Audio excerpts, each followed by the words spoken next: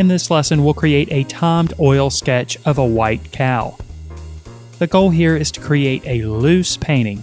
So to do this, I'll time myself. I'll restrict my time for this painting to just 1 hour. This will keep my brush strokes fresh, quick, and keep the entire painting nice and loose. It'll keep me from obsessing over the details. We'll work with water mixable oil paint. This medium is excellent because it behaves like oil paint.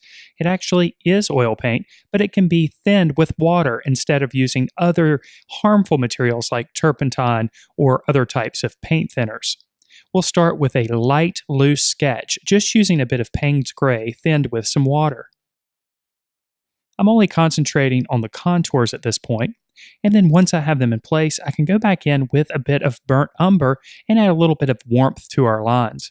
I'm also going to start developing some of the shadowed areas that I see.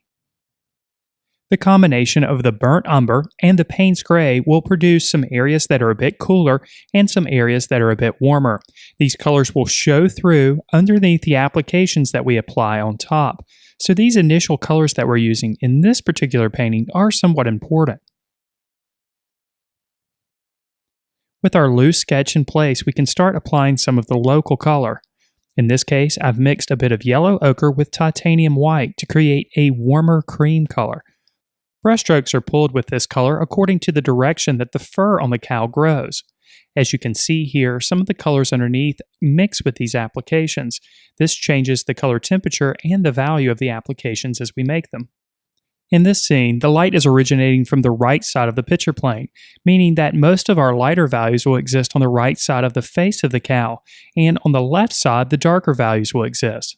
On the back of the cow, however, the values are much lighter, and there's a bit of cast shadow behind the head on the body. We'll allow this area of cast shadow to be dominated by the Payne's gray, making it quite a bit cooler than the warmer tones on the upper portion of the back of the cow. We'll also add just a touch of white to lighten up the shadow slightly. We'll allow burnt umber to be dominant in the shadows on the lower portion of the cow, increasing the contrast in this area. We'll also use a bit of this burnt umber with just a touch of Payne's gray mixed in to darken up some of the areas within the ears. Underneath the left eye, there's quite a bit of reflected light, so we'll use our light cream mixture of titanium white and yellow ochre to lighten up this area. We'll use this same mixture on the lower portion of the cow where we have some strong highlights contrasting the dark shadows.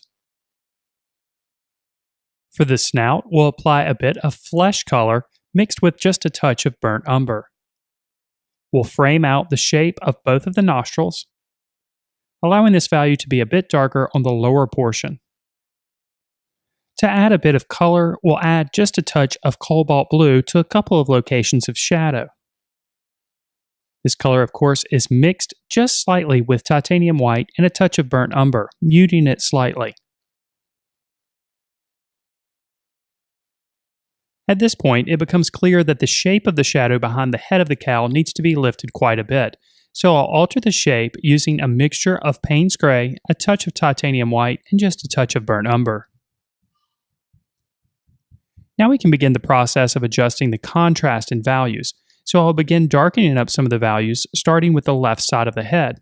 This color may appear black, but it's actually a mixture of burnt umber, Payne's gray, and a touch of cobalt blue. We'll also darken up some of the areas around the nostrils and some of the shadowed areas on the bottom portion of the cow. While we still have this darker mixture loaded on our brush, we'll slightly darken some of the values on the face. Another contributing factor to keeping this painting loose is sticking with the same brush for the majority of the strokes. I'm using a small, flat brush for most of the applications. We'll continue darkening up some of the areas around the face, making it appear as if it protrudes a bit more, and we'll also darken the area on the bottom portion of the mouth. We'll darken the eyes as well, making the contrast here a bit stronger. You may be tempted to use black here, but remember this is a mixture. Black can make an image appear flat and unnatural if you're not careful. We'll pull a few strokes down to mimic hair that's growing on the outer portion of the ear, and we'll continue to darken up some of the values on the left side of the head. We're keeping our brushstrokes nice and loose, allowing the contrast in value and color to do the work of describing the form of the subject.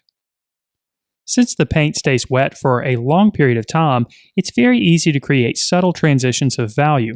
It's also easy to change the directional strokes that we already have on the surface. These directional strokes go a long way in defining the texture of the subject. For a pop of color, we'll add just a bit of burnt sienna on the upper portion of the back of the cow. Then we can begin pushing some of the lighter values, thus increasing the contrast even further. Again, a mixture of yellow ochre and titanium white is used, this time heavily dominated by the titanium white.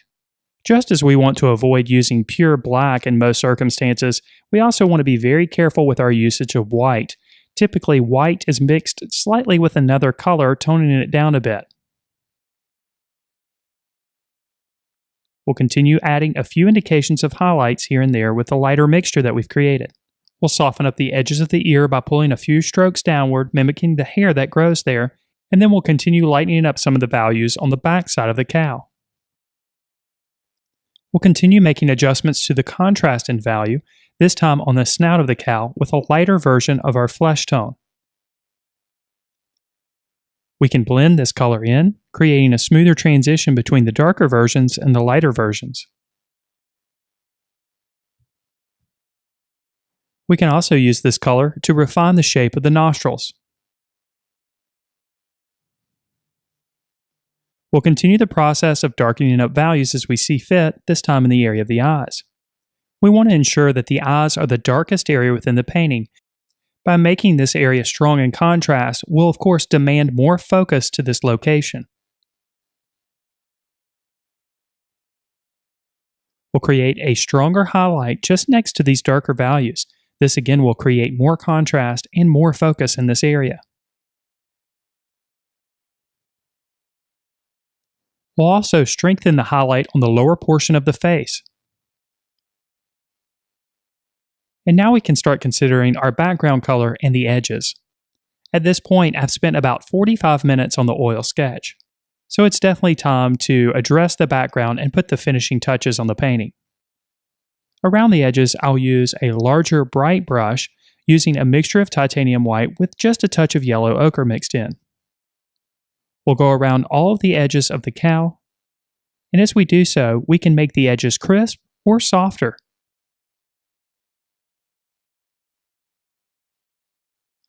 With our smaller brush, we can go back and soften up edges where we see fit, in this case around the ears. And we can also make some of the edges a bit stronger. With our background color in place, we can go back and make some refinements to the painting. First, I'll pull down a few strokes into the wet paint to indicate a bit more of that hair growth in the left ear, and then I'll strengthen up some of the darker values even further. We'll also strengthen up the highlights in a couple of areas as well. Most of these finishing touches are fairly subtle and include adding just a few highlights on the face. We can also soften transitions of color and value in areas. And now my hour is almost complete, so if you're looking to loosen up in your paintings, then why not try a timed oil sketch like this to loosen up? Just a couple of more strokes are added, and now our oil sketch of a cow is complete. If you enjoyed this video, then why not subscribe to the channel? And if you're ready to learn even more about drawing and painting, then why not check out our comprehensive membership program, which includes video courses, weekly live lessons, ebooks, lesson plans, and much, much more. Just click on the button in the center of your screen to learn more about our program, or click on the card in the upper right-hand corner. Thank you so much for watching.